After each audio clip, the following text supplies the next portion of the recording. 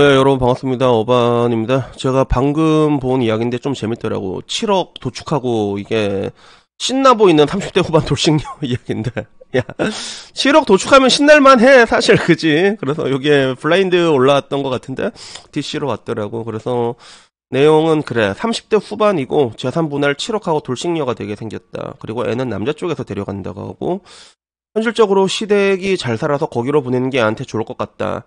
슬프지만 애는 13살이고 아들이라 아빠랑 사이는 좋아 라고 얘기를 하는데, 뭐 둘 다 바람 폭력 이런 건 아니고 마음이 식었다. 각자 능력이 있으니 더 늦기 전에 헤어지자 합의받고 애는 최대한 가까운 데 살면서 자주 왕래하자 뭐 이런 식으로 얘기를 했다고 합니다.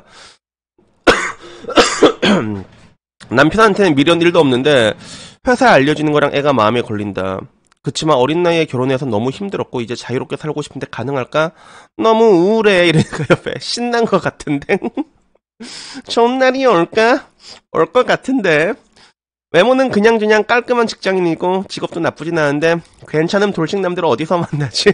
벌써부터 괜찮은 돌싱남 만날 생각에 싱글벙글한 건데, 괜찮은 돌싱남을 만나려면 일단 괜찮은 자여야 되지 않을까?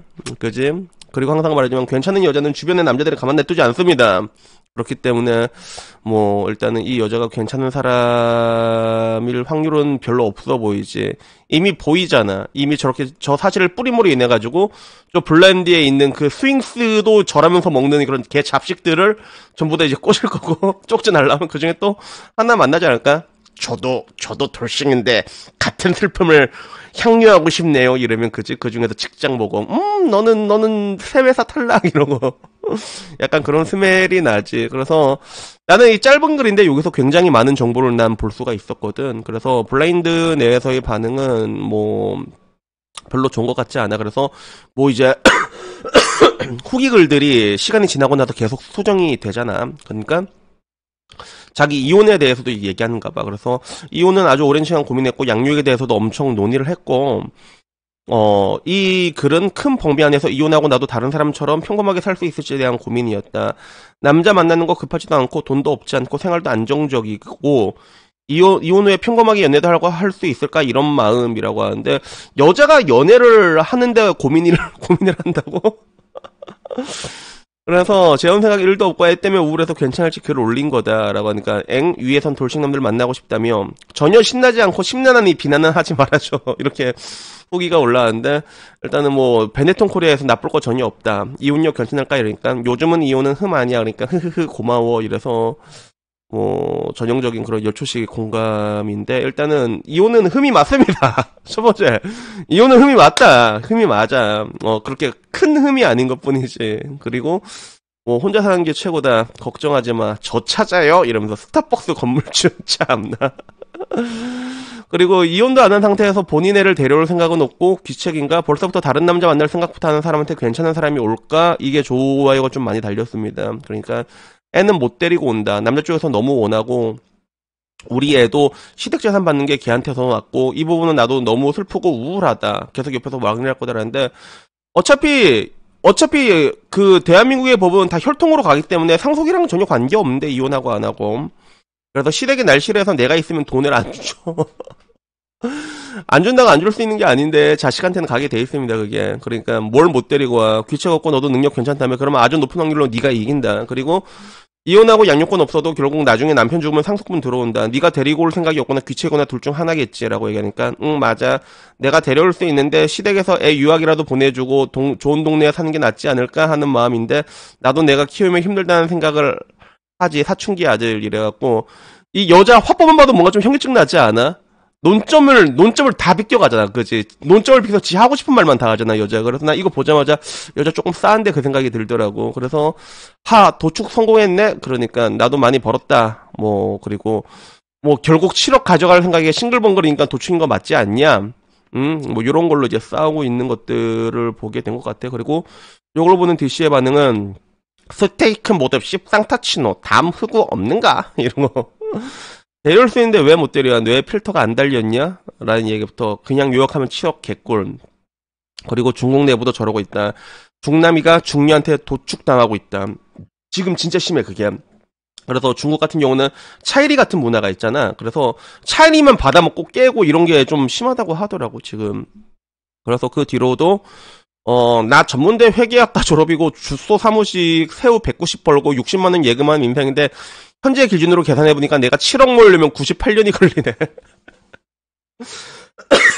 그래서 내가 이 지옥 같은 쥐병을 앞으로 10년을 하루도 빠짐없이 출근하면서 성실하게 살아도 1억을 모으는 게 불가능한데 이게 나의 인생이다. 그러니까 그 돈으로 나스닥 지수 추종을 사라. 여기도 저런 여자 붓발하는 병신들이 죽네 많음. 그래봤자 한남들은 한여 붓발 포기 못하지. 뭐 이런 이야기가 있었습니다. 애 낳아주고 7억 벌었다 이런 얘기들이 있었는데 우선은 나는 이게 이런 걸 보면 좀 남일 같지가 않은 게 내 친구들이 이혼을 하고 나잖아. 그러면 전부 다 제 친구들은 이혼한 애들이 전부 다 남자들이 양육권을 가지고 있거든. 여자들이 깔끔하게 몸만 나갔단 말이야. 그 가운데 약간의 위로금 같은 걸 받은 경우도 있고 그리고 현실이 근데 더 하드코어에 저렇게 7억을 받으면 저건 성공한 거야. 저거는 충분히 성공한 브라보라고 얘기할 수 있는데 저런 경우는 그렇게 많지는 않고 좀 더 슬픈 경우가 많아. 내 친구는 어떤 애가 있었냐면 아파트 대출금 다 갚은 줄 알았거든. 아파트 대출금이 다 갚아 한 4억 정도 된 거 다 갚은 줄 알았는데 근데 그걸 담보로 여자가 또 빌려가지고 돈을 빌려가지고 돈을 다 날려버린 거야. 투자를 해가지고 결국에는 이제 4억을 다 산 줄 알았는데 그 빚이 4억인가 2억 5천인가 그래서 빚이 분할이 돼요 여러분. 빚이 돈을 날려먹은 건 저 슈앙년인데 근데 빚이 반띵이 된다 그게. 그래서 내 친구 아직도 빚 갖고 있는 애가 있는데 그런 경우도 있고 거기에 비하면 저기가 성공한 건데 우선은 나는 저 여자가 좀 싸다고 느낀 게 뭐였냐면 사실 그 남자애가 12살이 됐잖아. 12살이 되면 어렸을 때는 양육권이 거의 다 엄마가 가져가. 엄마가 거의 가져가. 통계적으로도 거의 압도적으로 여자들이 가져가는데 근데 여자가 몸만 나갈 때는 그때 아빠들이 가져가게 되거든. 근데 나이가 좀 들잖아. 그러면 그때부터는 반반 싸움이 돼. 그래서 정확히 말하자면 아이들은 보통 엄마랑 유대감이 훨씬 강하게 돼 있어. 어릴수록. 그런데 크게 되면 이혼할 때 가장 중요하게 된 게 그 가정조사관 같은 게 파견돼가지고 이것저것 물어보거든. 아이들의 의사가 제일 중요해. 엄마랑 있을래? 아빠랑 있을래? 근데 아이가 아빠랑 사이가 좋다고 했잖아. 그러면 아들도 아는 거야. 그쯤 되면 엄마가 얼마나 개판인지. 그리고 엄마도 몸부터 나가려고 하고 있고 달달하잖아. 맞잖아. 그래서 이제 7억 있고 자기 또 일하고 있으면 7억 이제 대충 파이프라인 굴려갖고 주식 채권 나눠 파이프라인 받으면서 그 다음에 여자가 한 번 주겠다는데 그거 누가 거절하냐. 그치? 그러니까 그렇게 살 생각이 좀 신나 보이는 건 맞는 것 같아. 그래서 나는 근데 저렇게 사는 인생에 대해서는 그래도 뭐 해볼 거 다 해본 인생이잖아. 그치? 해볼 거 다 해본 인생이고 남자 입장에서 양육권 챙기고 여자 입장에서 몸만 나가고 싶고 돈 받을 거 받고 저 정도면 제법 깔끔한 거래가 아니었나. 제법 깔끔한 거래가 아닌가 저 정도면. 근데 분명히 남는 장사였긴 하지. 그치? 남는 장사였긴 한데 근데 요즘 특징이 그래. 요즘 특징이 저런 식으로 여자들이 이혼하면 몸만 나가려고 하는 경우가 굉장히 많습니다. 그래서 옛날이랑 굉장히 보기 다른 거지. 그래서 내가 이런 걸 보면서도 하는 얘기 중에 하나가 요즘 여성들에게 모성이란 게 거세된 것 같다라고 얘기하는 게 서구권이랑 비교할 때 너무 다른 부분들이거든. 그게. 그래서 모성이란 건 본능이 아니었나? 동물들을 보면 동물들도 애를 되게 이뻐하잖아. 근데 나는 그거 보고 본능인 줄 알았나 싶은데 근데 최근 들어서 이제 뭔가 이제 제 주변에서도 많이 결혼을 하고 많이 이혼을 하는데 그 가운데서 보면 저런 유형이 굉장히 많아. 받아갈 거 받아가고 그리고 양육권 받지 않고 그리고 애는 네가 가져. 근데 또 남자들은 오히려 그렇게 하면 또 더 좋아해 실제로.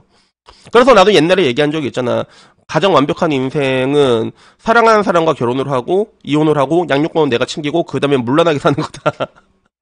어떻게 보면 이제 그걸 이제 어느 정도 실행하고 있는 거라고 볼 수가 있어가지고 저런 것들을 보게 됐을 때는 사실 잘 모르겠다. 이게 씁쓸한 부분들도 있긴 하지만